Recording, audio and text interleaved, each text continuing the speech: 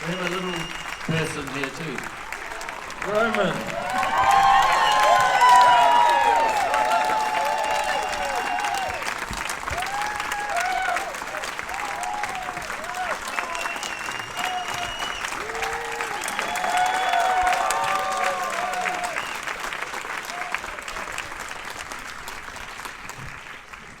Looking very European there, Roman. Taika, you like to make an entrance? Yeah, I mean, well, let's get in there. I was yapping away to someone. Hi everybody, I'm Rebecca Ford, Awards Editor at The Hollywood Reporter. Thanks for joining us to see JoJo Rabbit. I think you're all familiar with everyone here.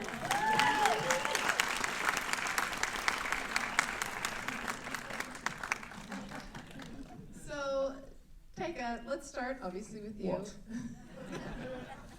Tell me, when you had written the script, how you went about finding this young man right here to carry the heavy burden of being the lead in this project. Craigslist. Need a kid. That's it. Well, I'm not going to tell your story. You tell. Well, I was looking. I had to audition a lot of kids, man. A lot of kids. It's a really long story. Kids are the worst. There's a reason they say what they say about working. Well, no, we auditioned for maybe 4 months or something, and there were a few, yeah, they were right. And then, one day, this, look at this European kid, look at his scarf. He was wearing a denim jacket with tassels, and I knew his parents were nuts.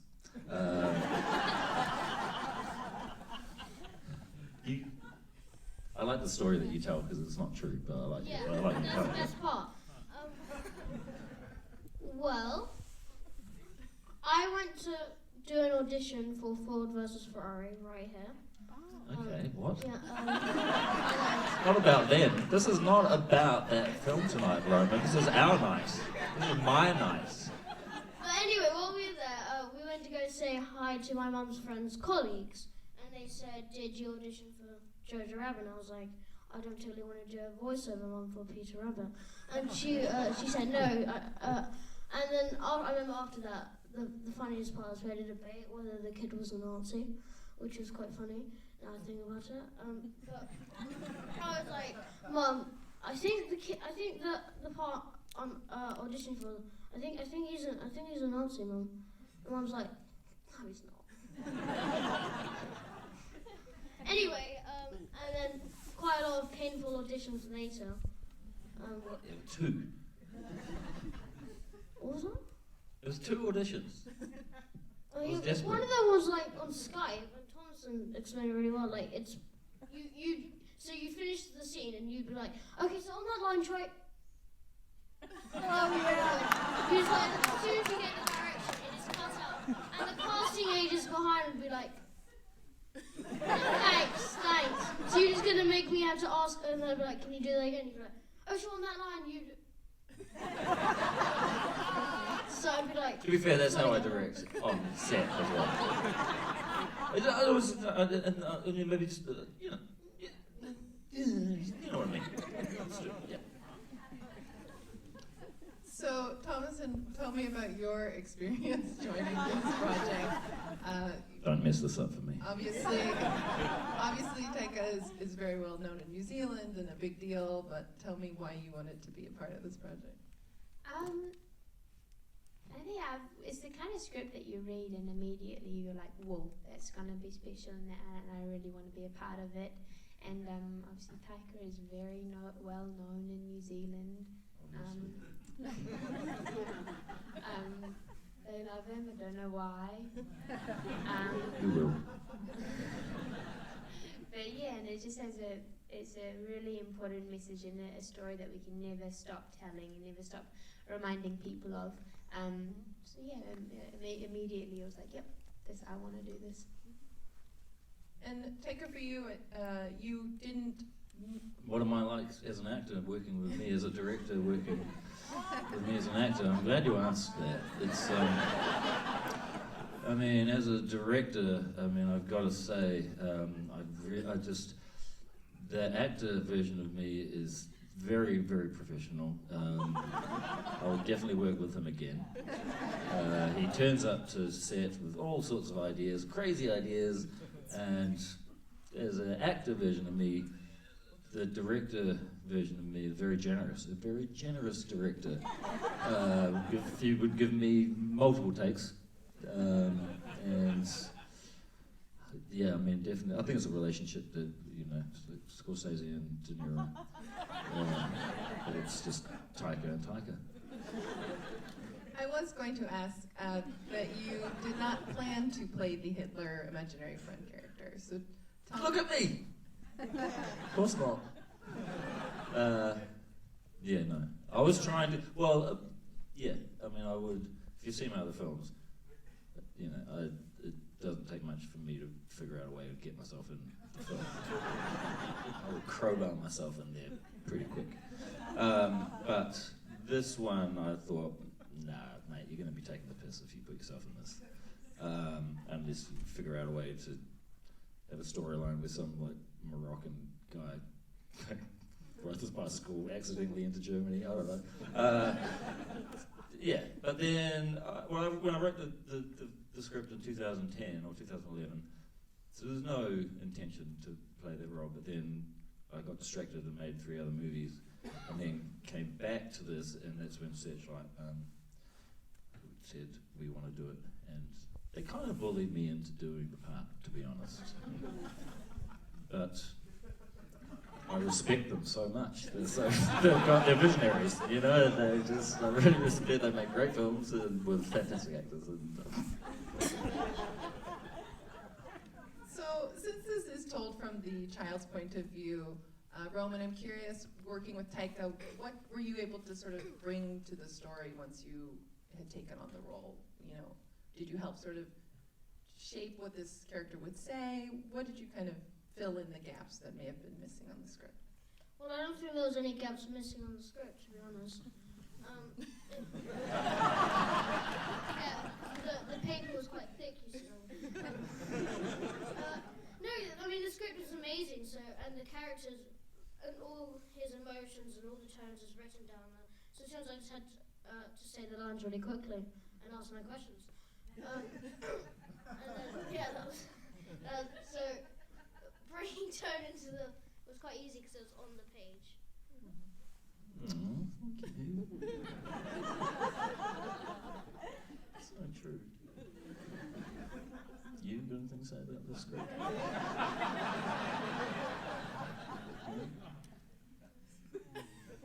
Well, Thomasin, please tell me about sort of understanding this character. Did you do any research, or was it really this perfect script that gave you everything you needed? It was definitely not the perfect script. I mean, it is a comedy, but it's also a really an important subject matter that needs it needed. I wanted to handle it with a lot of care and sensitivity, so I definitely went into it with doing as much preparation as I possibly could. I read a lot of books, and I visited Theresienstadt, a concentration camp outside of Prague, and I visited the old Jewish quarter in Prague, and went to different synagogues and watched, Schindler's List and those, and did as much as possible and try to absorb as much as I possibly could, because it's a really big part of history, and I wanted to do it justice as much as I possibly could.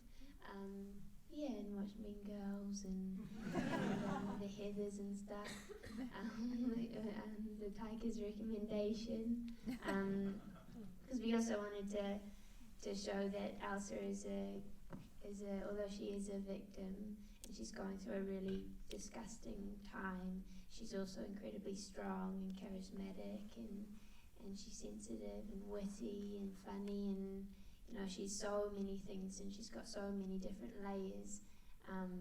So we wanted those to be seen as well. And the cast you put together is incredible. You know, Scarlett Johansson and Sam Rockwell, really great performances here. Roman, since this is your first film, can you tell me about something you learned from one of the other actors on set?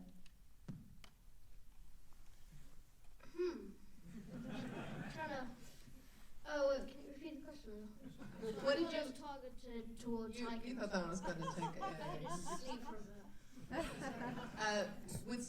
Working with so many wonderful actors, you spent a lot of time with Scarlett Johansson and Sam Rockwell. What did you learn from one of the other actors on set? Well, I learned how they kind of prepared and such, and how, you know, they spent time kind of figuring out their emotions and the kind of meaning and the emotions behind the kind of the scenes. But they were very encouraging, and they kind of made me feel like I wasn't really having to work and such. Oh, sorry. But no, I learned how they kind of prepared, and they kind of figured out how to act it and such. But no, they made me feel kind of comfortable, and they encouraged me to kind of act, which kind of was helpful. Yeah. Sorry, I'm really jet lagged. That's my excuse.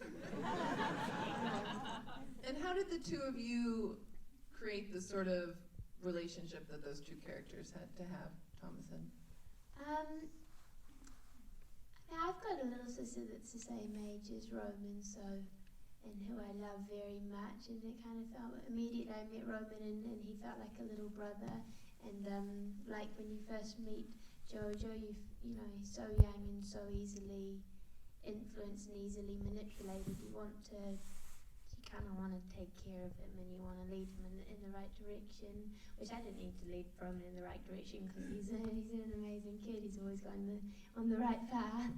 But yeah, just we kind of hit it off straight away, and which was good. It's lucky, because if we didn't like each other, that would have been a problem. Yeah.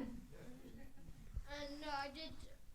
She was the first person I kind of professionally acted with on camera, and no, I got a lot of tips off of her, and kind of wrote down everything she did. But no, she really encouraged me, and she's a great actress, as you can tell. But no, she was great. You look great. So, Taika, tell me about getting the tone right when it came to the imaginary Hitler character. How did you sort of walk that line with? It's easy. Just don't play Hitler. I was not interested in ever doing some sort of authentic portrayal of that guy, because he doesn't really deserve it. I didn't want to do any research or put any effort in, because why for him? So I just decided to do. Also, it's not Hitler. It's a 10-year-old in a grown-up body. It's really, you know, it's JoJo manifesting some sort of version of what may be a possible future version of himself. You know, it's all of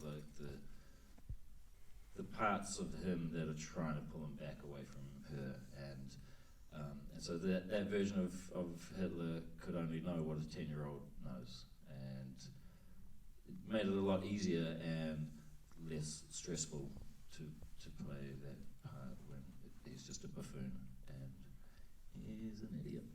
It was easy for me, but yeah.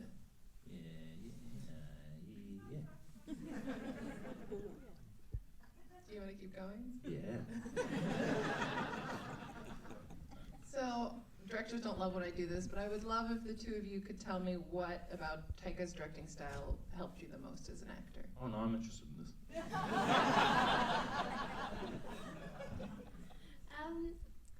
I think Taika definitely, you know, he's been working on it for a really long time and knew the script inside and out. but he kind of had a blueprint for what he wanted, but he was also open for improvisation and to kind of let the actors play around, and especially for Stephen Merchant and Rebel Wilson, and Taika himself, every single take there would be something new and it would be fresh and hilarious every single time. But also what I was even more impressed about was the fact that even though they were telling, making jokes and everything, it was still factually correct. It was really kind of like, how are you doing that? But yeah, and I think that just every single day it felt like we were having fun, and kind of it felt like a school project almost. We were all messing around a bit, but we got something really, really cool and important out of it. I threw a tantrum dressed as Hitler.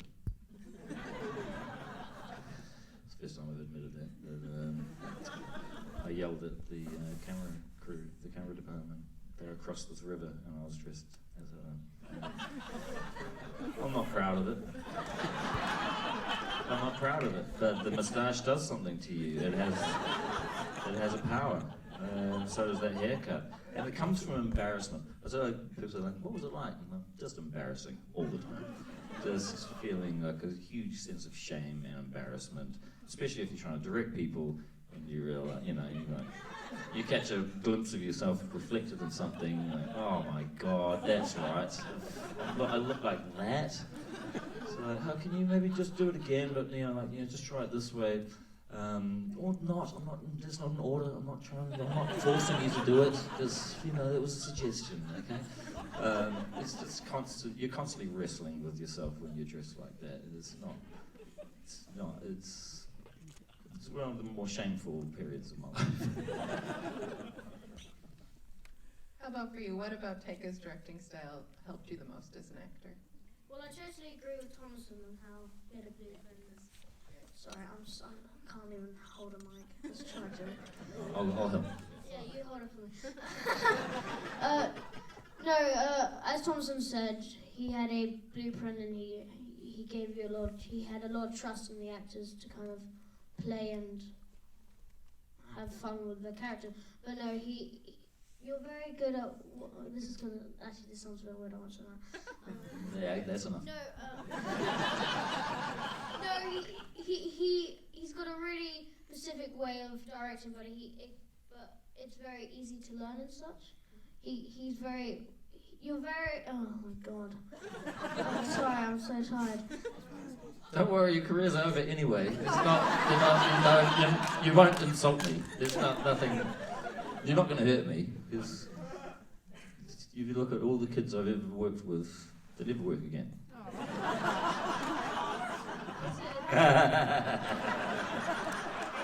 They do. They all work again. Relax.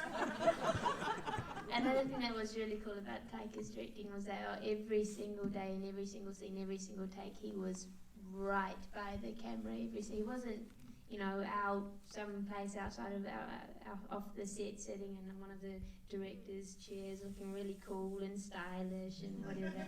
He was there and really, this is my Taika impression. No, he was there the whole time and just doing what directors should do.